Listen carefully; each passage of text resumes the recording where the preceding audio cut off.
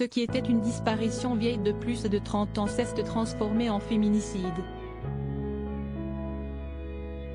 Un homme a reconnu avoir tué son ex-compagne et mère de ses 2 enfants en 1989, dans l'Orne à La Chapelle-sous-Eve. Des fouilles sont désormais en cours dans la zone, suivant les indications de l'homme aux autorités, mis en examen pour enlèvement et séquestration et laissé en liberté sous contrôle judiciaire. Pour le moment, elles ont été interrompues pour raisons techniques, rapporte Le Parisien aujourd'hui en France. De nombreuses questions émergent suite à cet aveu, parmi lesquelles, pourquoi la famille de la jeune mère de famille ne s'est jamais posé de questions sur sa disparition? Pascal, 62 ans, a été placé en garde à vue fin mai 2022, soit près de 33 ans après la disparition de Marlène.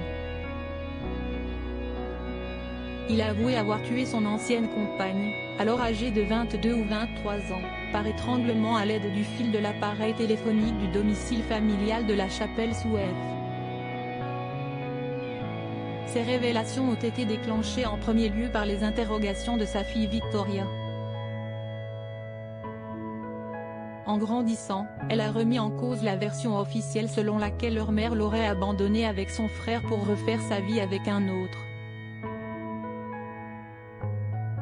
Siesti alors qu'elle a confronté son père avec ses doutes et s'est interrogée sur ses réponses évasives et contradictoires. Mais qu'en est-il de la famille de Marlène Marquis à l'époque? Dans un premier temps, Pascal ne les avait pas informés, puisqu'il n'avait pas de contact avec les proches de sa compagne de l'époque. Aujourd'hui, ils disent avoir accepté la thèse présentée selon laquelle elle était brutalement partie refaire sa vie avec un autre homme, sans jamais donner de nouvelles.